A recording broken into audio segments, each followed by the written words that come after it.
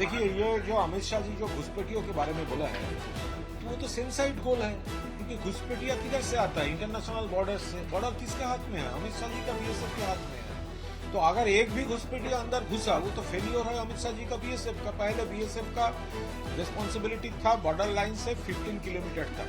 अभी law amend करके वो 50 किलोमीटर कर लिया है। उसके बाद भी ऐसा एलिगेशन, ये तो ठीक नहीं है। और दूसरा, ये जो रोहिंगा रोहिंगा रोहिंगा रोहिंगा वो लोग बोल रहा है, अमित शाह जी भी बोल रहा है, तो ये जो एसआईआर का जो नाम निकले हुए हैं इलेक्शन कमीशन सेंट्रल, एक भी रोहिंगा का नाम वोटर लिस्ट से डिलीट हो गया, वोटर लिस्ट में था, एक भी रोहिंगा का नाम अभी तक नेशनल इलेक्शन कमीशन वो आइडेंटिफाई नहीं किया है। तो क्यों ये लोग ये कंफ्यूजन क्रिएट कर रहा है? बंगाल का डेवलपमेंट के साथ उसका कोई ताल्लुकात नहीं है, इसीलिए ये कंफ्यूजन ये क्रिएट कर रहा है। ये जो एसआईआर का जो नाम निकले हुए हैं इलेक्शन कमीशन सेंट्रल, एक भी रोहिंगा का नाम वोटर लिस्ट से डिलीट हो गया, वोटर लिस्ट में था, एक भी रोहिंगा का नाम अभी तक नेशनल इलेक्शन कमीशन वो आइडेंटिफाई नहीं किया है।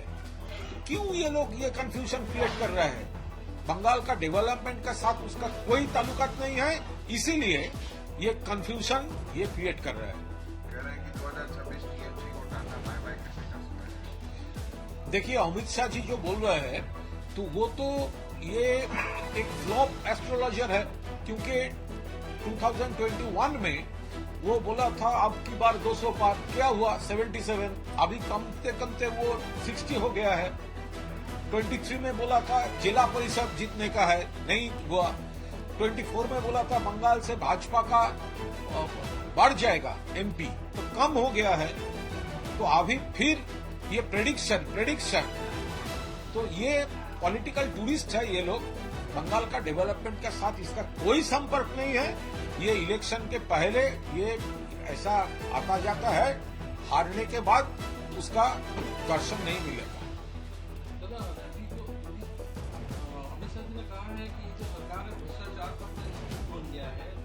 देखिए, भ्रष्टाचार के बारे में वो क्या बोल रहा है? जिस पूरा देश में, starting from West Bengal to Assam to Maharashtra, जिस स्टेट में Bhajpa leaders, Bhajpa party office से दूसरे पार्टी का कोई लीडर को करप्टेड बोला था, चोर बोला था, अरेस्ट डिमांड किया था, तो बाद में तो उसको भाजपा में शामिल कर लिया। बंगाल में ऑपोजिशन लीडर, असम में चीफ मिनिस्टर, महाराष्ट्र में नारायण राणे, और वो अभी एक्सीडेंट में मौत हो गया है, हम कोई नाम नहीं लेना चाहते हैं। तो इसका खिलाफ तो बहुत करोड़ों का ये एलिगेशन था। तो जहां पर जितना बड़ा एलिगेशन, भाजपा उनका वॉशिंग मशीन में उनको शामिल कर लेता है। तो अमित शाह को आईने में मुंह देखना चाहिए। उसका पास में जो बैठे हुए हैं, उसका खिलाफ भाजपा ने वीडियो निकला था, और आज अमित शाह उसको पास में बैठे वो भ्रष्टाचार का बानी सुना रहे हैं। तो आनंदपुर में जो आग लगी है, उसमें भी अमित शाह ने कहा कि आनंदपुर में जो एक्सीडेंट हुआ था, अनफॉर्चुनेट एक्सीडेंट, लेकिन हम लोग, वो लोग पॉलिटिक्स कर रहे हैं। 1 महीना पहले जब गोवा में नाइट क्लब में इतना बड़ा फायर इंसिडेंट हुआ था, इतना मौत हो गया था, तब अमित शाह क्या कर रहे थे? जब इंदौर में वो पीने का पानी का जो लाइन है, उससे वो पूरा वो पॉल्यूटेड हो गया था, कंटामिनेटेड हो गया था, तो वो क्या कर रहे थे तब? तो ऐसी चीजों पे पॉलिटिक्स नहीं किया जाता।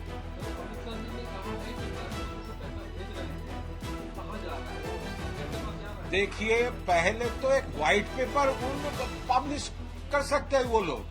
हम लोग बोल रहे हैं 2 लाख करोड़ रुपया ड्यू है।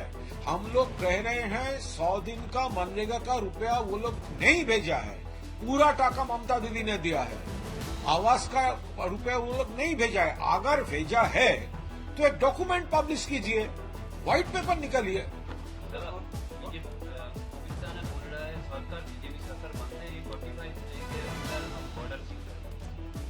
देखिए, अमित शाह जी को पूछिए, बंगाल में तो तृणमूल का गवर्नमेंट है, तो त्रिपुरा में तो भाजपा गवर्नमेंट है, तो कैसे त्रिपुरा में अगरतला स्टेशन से रोहिंग्या और बांग्लादेशी इलीगली अरेस्टेड कैसे हुआ? वो तो आपका गवर्नमेंट है त्रिपुरा में, तो यहां पर इतना बड़ा बड़ा डायलॉग क्यों बोल रहा है? त्रिपुरा में करके दिखाइए पहले। देखिए, वंदे मातरम हमारा सांस में है। अमित शाह कंफ्यूज किया है, वो कंफ्यूजन क्रिएट किया है। एक आवाज उठा था संसद के अंदर में, जय हिंद वंदे मातरम जैसे स्लोगन नहीं चलेगा। ऑल इंडिया तृणमूल कांग्रेस इसको विरोध किया। ये जरूर होगा, वंदे मातरम भी होगा, जय हिंद भी होगा। तो इसका ऊपर डिस्कशन चल रहे थे। वंदे मातरम का विरोध तृणमूल नहीं किया। ये हमारा सांस में है। हम जब भी कोई भाषण शेष करते हैं, हम जय हिंद वंदे मातरम बोल के ही हम लोग हमारा स्पीच खत्म करते हैं। तो ये उनसे सीखना नहीं पड़ेगा।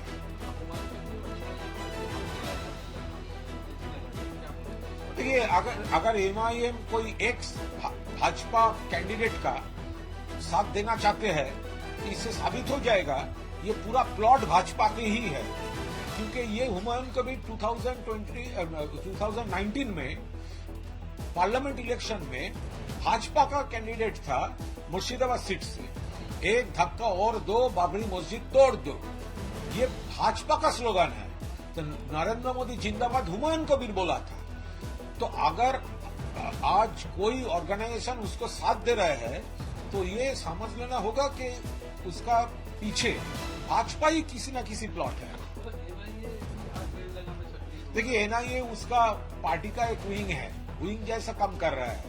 जब कोई ये कोई ऑर्डर कोर्ट ऑर्डर में नहीं हो रहा है, कोर्ट ऑप्शन दिया था, कोर्ट ऑर्डर में कोई मैंडेटरी नहीं था, तो वो लोग एनआईओ को भेज रहे हैं तृणमूल को डिस्टर्ब करने के लिए। तृणमूल वर्कर को टारगेट करके वो लोग बोलेगा अभी इलाका छोड़ दो, वो कर दो, नहीं तो अरेस्ट किया जाएगा, थ्रेट करने के लिए यूज कर रहे हैं। कल केंद्रीय बजट है, आप कैसा चलता है? देखिए, देश का फाइनेंशियल हालत बहुत बुरा है, बहुत बुरा है।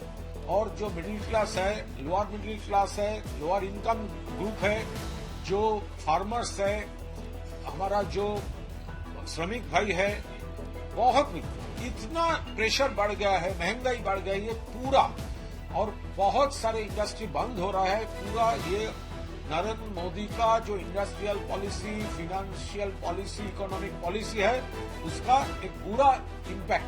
कभी वोट आने से दो एक चटक वो लोग गिमिक देते हैं, लेकिन इससे बेसिक जो प्रॉब्लम्स है पब्लिक का ऊपर, वो सॉल्व नहीं होता। इसीलिए पूरा सेंट्रल गवर्नमेंट को चेंज करना पड़ेगा।